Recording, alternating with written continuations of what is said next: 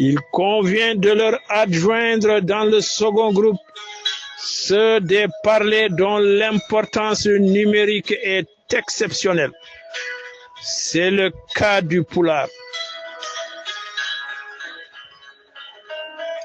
Le choix du pulaar oblige apparemment à rompre une tendance qui se dessinait sans se préoccuper de cette langue.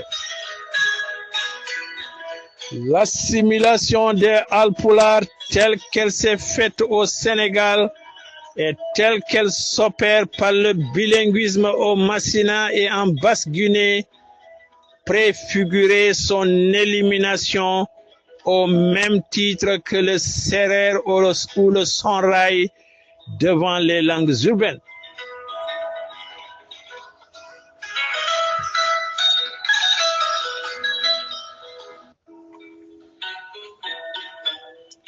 Mais l'existence d'un autre facteur pèse, la mise en valeur des vastes régions habitées par les groupes Pulaar, Moré, est susceptible d'introduire un renversement de tendance, du moins de faire apparaître de nouvelles aires linguistiques homogènes et fortes.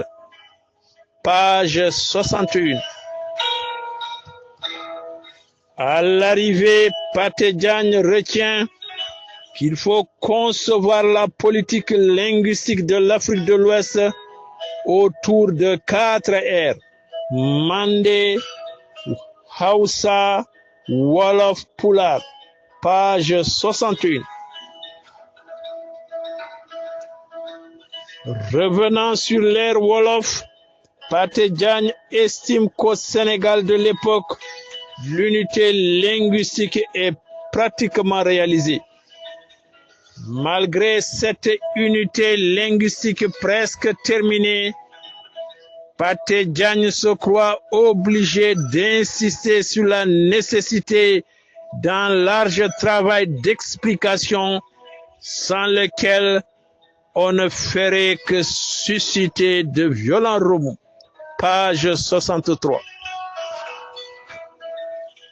Ces passages de Pathé Diagne méritent quelques commentaires.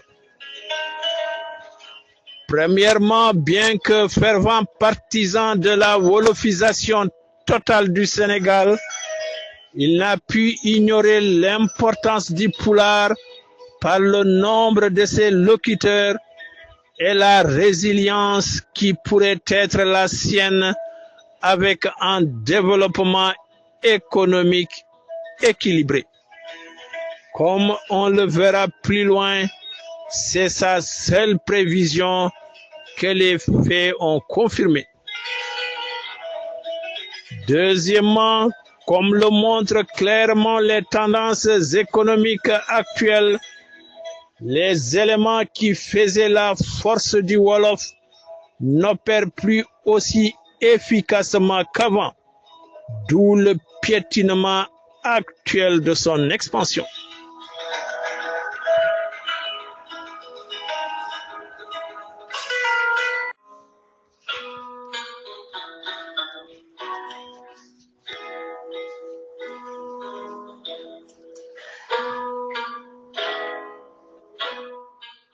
Fary Ndao.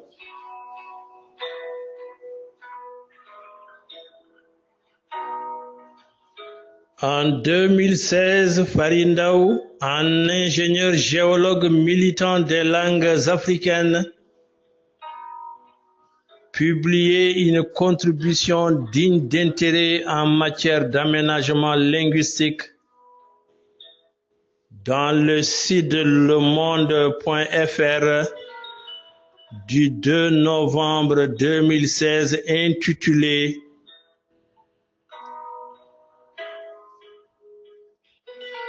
Au nom du savoir et de la démocratie, enseignons les langues africaines ». Il commence tout d'abord par nous rappeler ce qu'il faut entendre par langue maternelle. Pour ce faire, Farindaou cite la définition de l'UNESCO, l'organisme en charge de l'éducation et de la culture.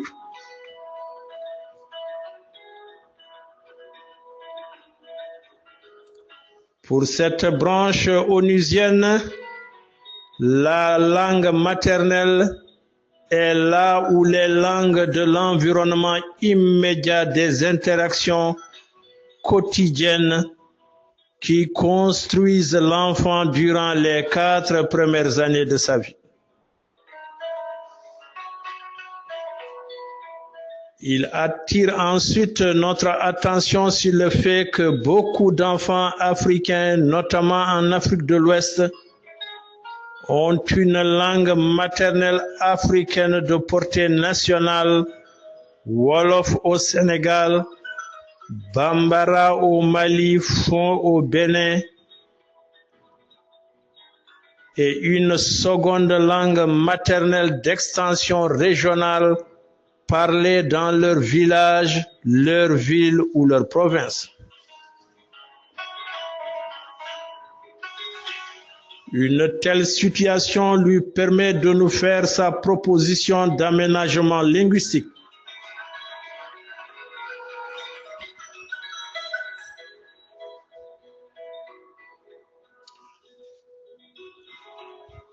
En Afrique, il ne s'agira pas de remplacer le français ou l'anglais par une seule autre langue, fût-elle africaine. Il apparaît plus judicieux de se diriger vers un enseignement multilingue basé sur la langue maternelle, comme le recommande l'UNESCO et ses nombreuses études de cas pratiques depuis 1953.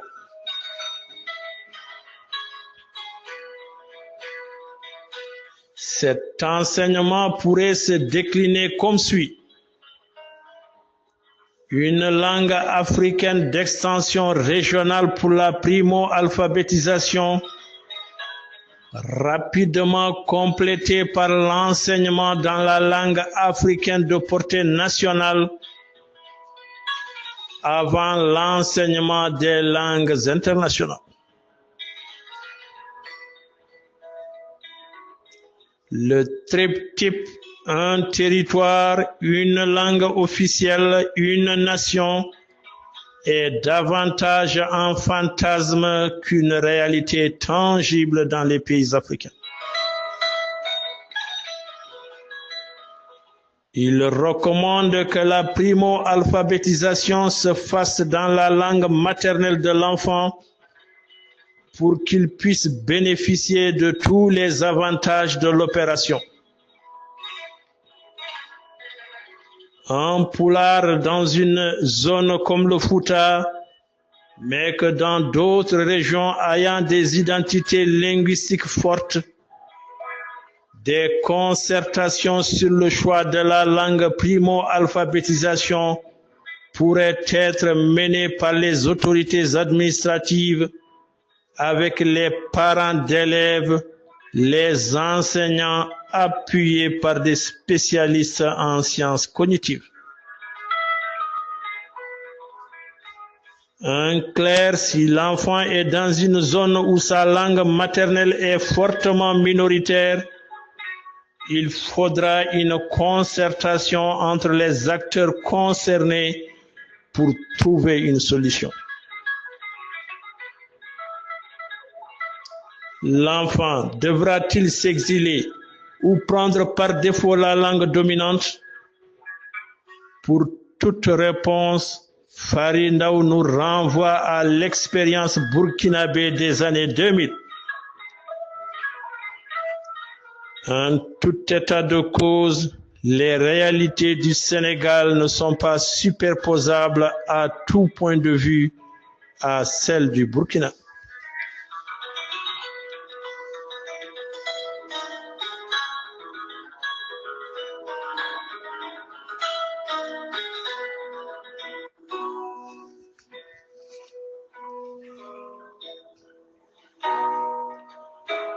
Une pratique hostile au Pulaar celle de Diop.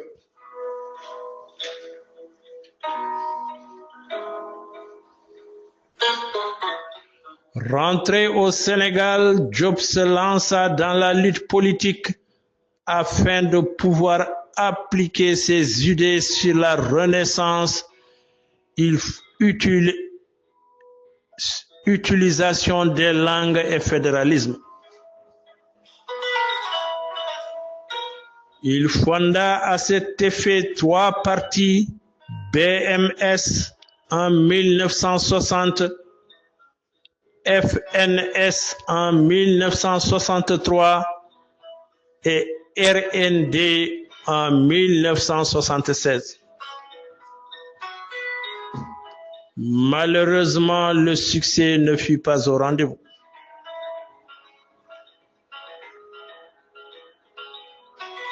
Cependant, poursuivant ses idées, il délivra la plupart de ses déclarations politiques faites dans le cadre de meetings et de manifestations en Wolof.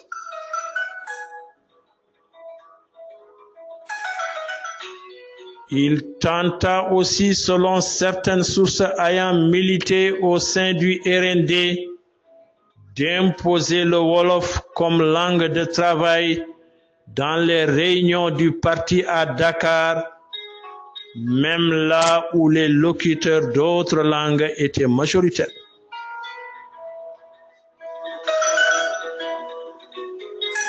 Les deux organes de son dernier mouvement politique portèrent des noms Wolof, Siggi puis Taxaw, et comportèrent une page wolofale, Wolof transcrit en caractère arabe pour ceux qui n'ont pas accès au français.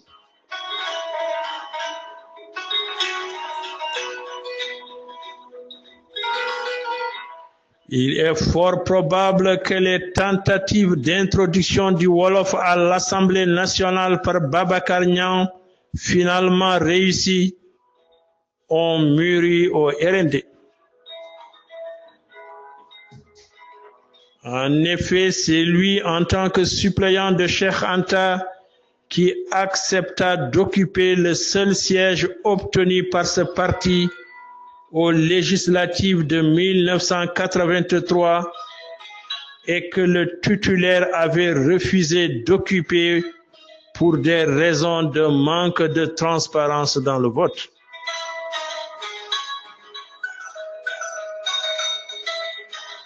C'est le lieu de rappeler qu'il finit par créer le PLP en août 1983, rompant ainsi avec le RND avec lequel son parti fusionna par la suite en 1997, mais conserva son idéologie.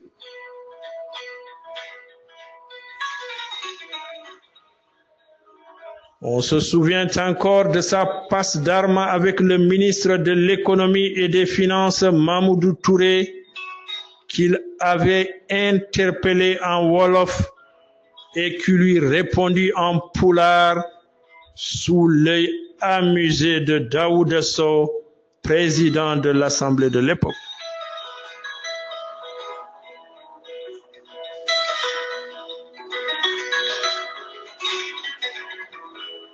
Ses premières difficultés à imposer le Wolof ont dû faire prendre conscience à Cheikh Anta Diop que les choses n'étaient pas aussi simples qu'il le croyait dans ses théories estudiantiles. Il avait certainement vu que le prix à payer pour étouffer une langue comme le pulaar serait énorme sans que le résultat soit pour autant garanti, compte tenu de son emprise géographique, aussi bien au Sénégal, la plus parlée sur plus de 2/3 du pays, soit 142 432 sur 196 722 km², qu'en Afrique, 9 millions de kilomètres carrés.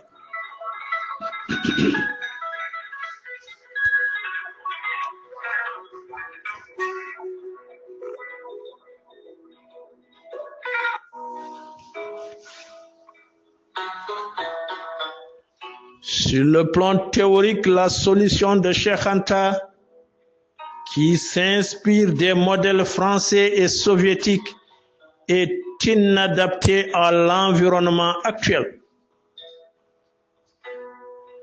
En effet, on n'est plus au temps où une ordonnance suffisait pour tuer ou marginaliser des langues. Voyons donc de plus près la fameuse ordonnance de François Ier, dite de Villiers-Cotterêts, prise en 1539, dont l'article 111 s'est présenté comme suit.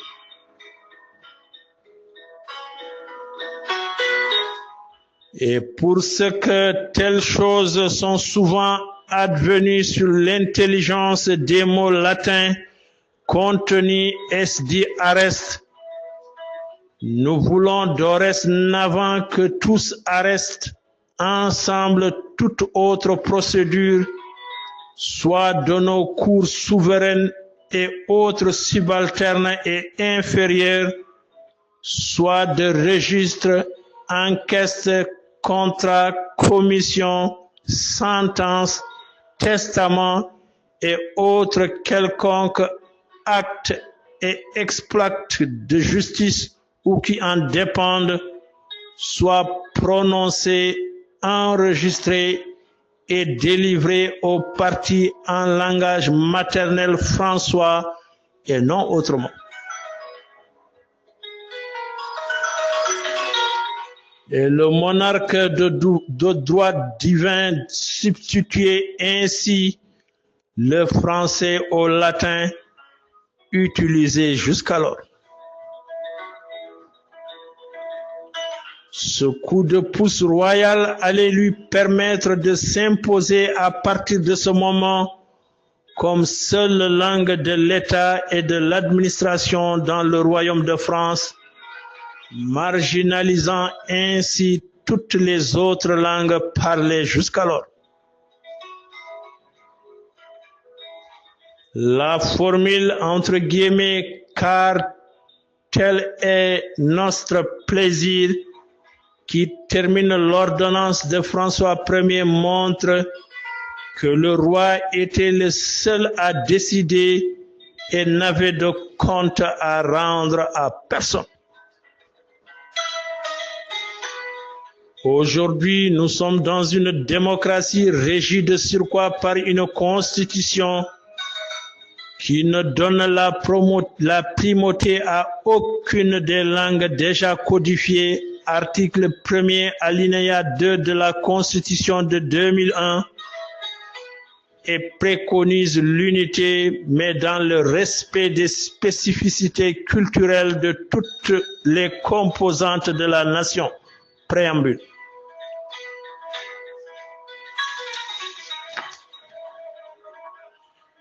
Quant au modèle soviétique, n'oublions pas que le russe a été imposé par la Russie impériale d'abord, puis par l'État central soviétique aux populations de l'Union, et qu'avec la chute du mur de Berlin en 1990, les autres langues ont repris leurs droits au détriment du russe dans les États baltes et ailleurs. La présente guerre en Ukraine est partie des tentatives d'étouffement de cette langue russe, jadis dominante, au profit de l'ukrainien qu'on tente d'imposer aux minorités russophones du pays.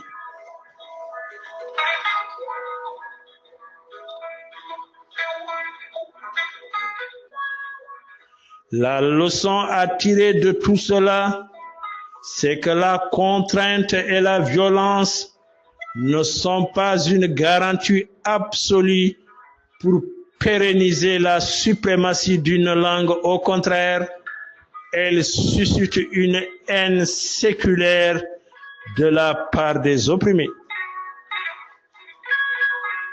S'il y a des gens qui détestent les Ukrainiens, ce sont bien les Russes, contraints aujourd'hui de s'attaquer militairement à l'Ukraine pour des raisons avant tout linguistiques, car il s'agit officiellement de sauver les minorités russophones maltraitées depuis déjà de longues années et obligées de se rebeller pour exister culturellement.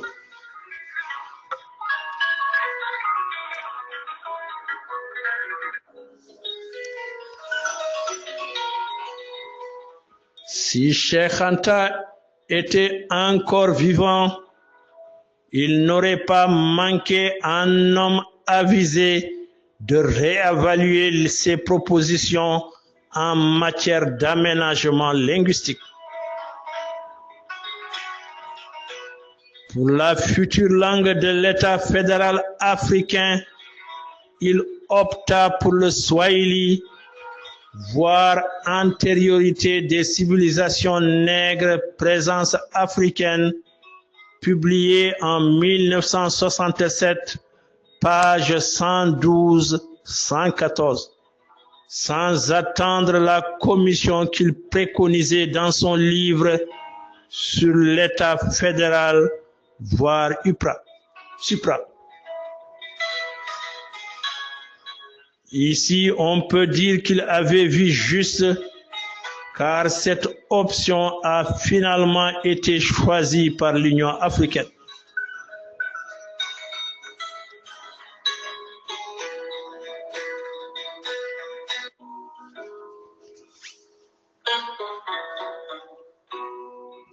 Celle de Diagne.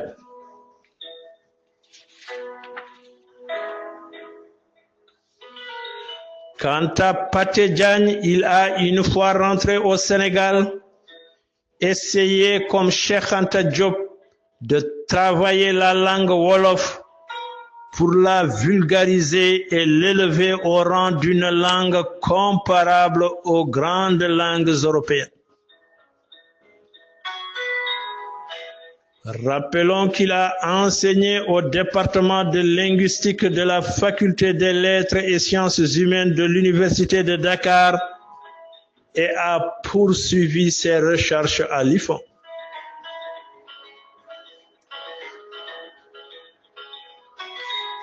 Citons parmi ses efforts la traduction du Coran et le lancement de Kaddu en journal dans cette langue.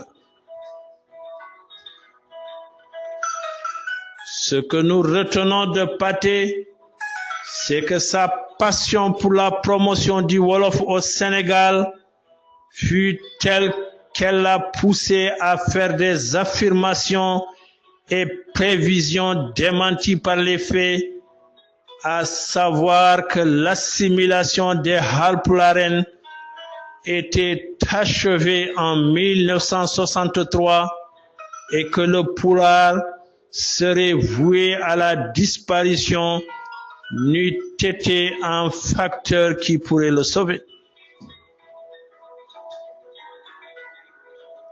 Or, les chiffres fournis par les deux derniers recensements exploités prouvent qu'il n'en est rien, même en cette année 2024, c'est-à-dire 61 ans après sa prévision. Ajoutons aussi que le Serer n'a pas disparu comme il le prévoyait, encore 9,6% de locuteurs, et qu'en 2013, le recensement, seuls 72% des Sénégalais parlaient Wolof.